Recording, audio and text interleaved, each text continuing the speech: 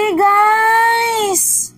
Hindi ko talaga lubos maisip na aabot po dito sa punto si number 1, yes, number 1 Senator Robin Hood Padilla sa punto na mamaliitin niya. Ini-small niya guys ang kakayanan ng ating mga kapulisan. Diba, hindi niya na nga inonor, minaliit niya pa sa kakadepensa niya dito kay Pastor Apollo Kibuloy. Wala na talaga tayong maasahan dito guys. Kay number 1 Senador, literal na sakit siya sa ulo. Diba? Well, ano pa nga yung aasahan natin sa isang ex-convict? Diba? So, ganito kasi yung issue, guys. Diba meron pong show cause order dito kay Pastor Apollo Kibuloy. So, diba hindi naman din po katanggap-tanggap yung security issue.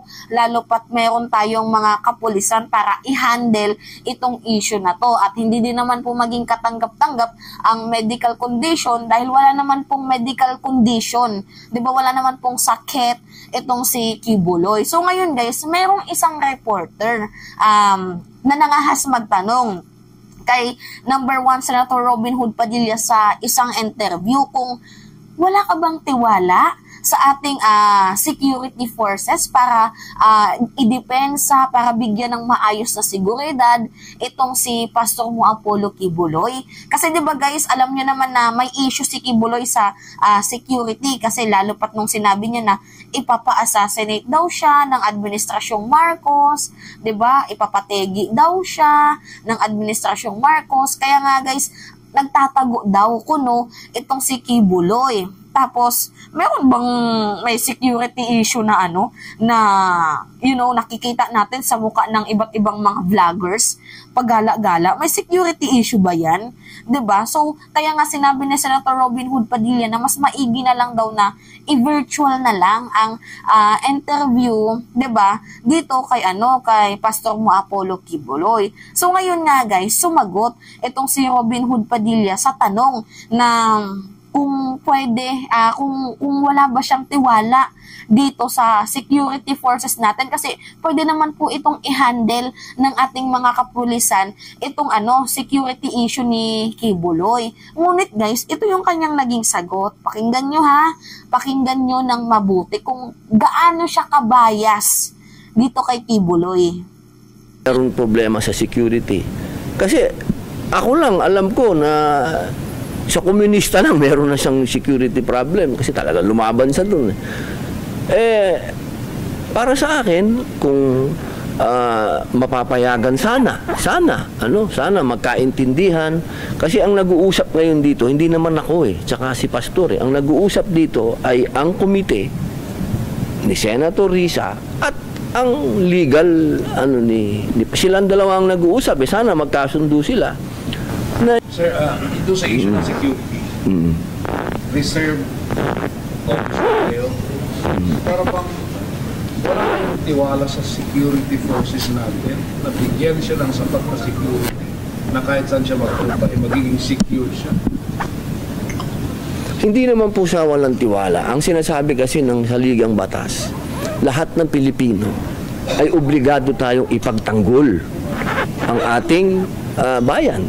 Pag sinabi natin ipagtanggol ang ating bayan, hindi yung literal na sasabihin mo na kailangan mong pumunta doon sa battlefront ngayon.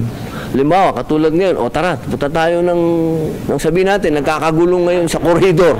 Tara na sa koridor, punta tayo doon. Hindi po ganun. Problema ka mo sa security ni Pastor. Ni Pastor? Okay, akala ko ROTC, boss. Sorry.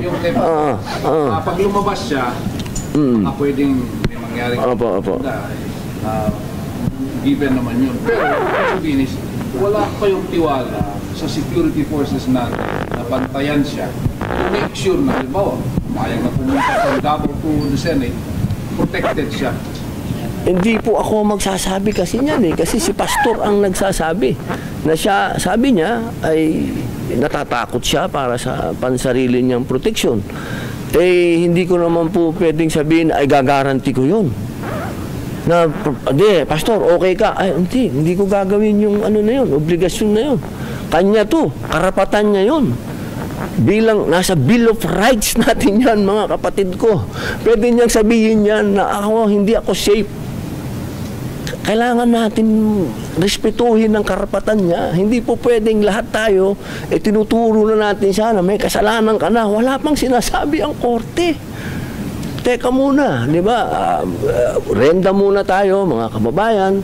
Meron din siyang Bill of Rights. May karapatan siya. Bigay natin sa kanya ang due process. So, yan na nga po guys ang sagot ni Robin Hood Padilla na karapatan niya yan na sabihin na hindi siya secure. Kaya nga, 'di ba, yung issue nyo, security. 'Di ba?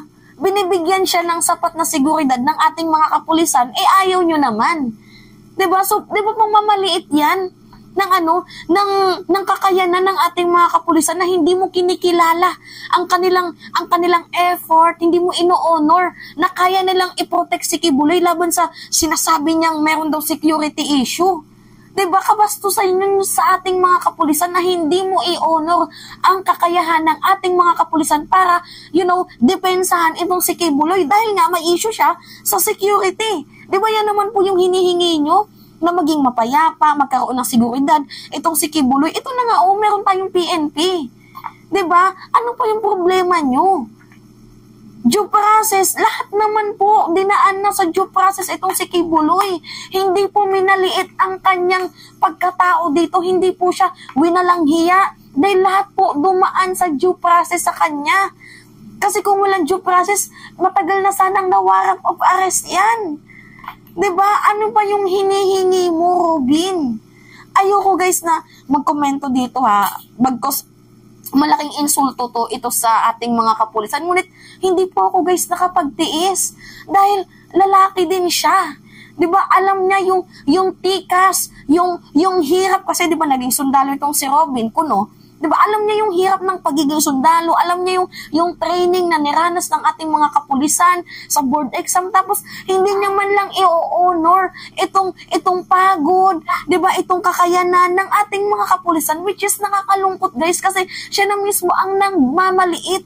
'Di ba? Siya na mismo yung minamaliit niya yung kakayanan ng ating mga kapulisan. Robin, ano ba? Bakit ba umabot ka sa ganyaang punto? Tinatarantado talaga tayo guys ni number 1 Senator Robin Hood Padilla. Kaya kung ako sa'yo, Robin, mag-resign ka na lang. Nakakaya yung ginagawa mo. 'Di ba? Naturing ng senador ka pero minamaliit mo ang kakayanan ng ating mga kapulisan. Kita nyo naman guys sa kanyang naging sagot, inulit pa nga ng reporters kasi palpak yung sagot ni Robin sa unang tanong. 'Di ba? Ang dami niyang pasegwi-segwi kaya inulit pa ng reporter. 'Di ba? Kita nyo? Hindi ba naman tarantado itong si Robin? Pag-honor na lang you know what guys? Pag-honor na lang sana sa mga effort ng ating kapulisan. Although hindi naman po lahat ng pulis ay ng pagkakatiwalaan, pero mostly naman sa kanila ay meron pong pinanumpaan sa ating bayan na dapat sana kahit papaano i-honor na lang sana ni Robin. Kaso magiging bias siya dahil pinapagtanggol niya itong si Kibuloy. Ano yung sabi niya? Na hayaan natin si Kibuloy na ganyan. Hindi ko masasabi kung safe ba siya, ganyan-ganyan. 'Di ba? Paano mo masasabing safe siya, ipagala-gala siya? Kung nasa kustodiya siya ng mga kapulisan, di wala sanang issue sa security. 'Di ba? Loko talaga tong si Robin. May ganito na yan sa utak, no? 'Di ba, may ganito na yan. Tapos sasabihin niya pa na, sayang naman na sinusweldo sa akin ng taong bayan kung hindi ko ipaglalaban ang demokrasya. Demokrasya ba yun, Robin, yung ginagawa mo? Hindi ka ginawang senador para idepensa si Kibuloy. Ginawa kang senador, bagkus gusto nilang meron kang maipagawang batas. Meron kang maitulong sa ating bayan. Mag-imbestiga ka. Kaya ka naging senador dahil may tiwala sa yung taong bayan. Hindi, dahil binudol mo ang taong bayan. Robin, utak na lang ba? Kahit paano, utak na lang. Di ba? Pangmamaliit to guys eh. Yung ginagawa niya, pangda-downward to sa ating mga kapulisan na hindi mo man lang i-honor ang kanilang kakayahan para bigyan ng maayos seguridad itong si Kibuloy. Diba? Kayo na mismo yung nagsabi na may issue sa security itong si Kibuloy. Ngayon na ang PNP tutulong sa inyo, bakit ayaw nyo? Diba? Diba guys, pangmamaliit yun sa kakayahan ng ating mga kapulisan. Tarantado. Anyway, yun lamang ho guys. At that's me again, si Mima Alicia nyo at nagbabalik ulit para sa ating panibagong video.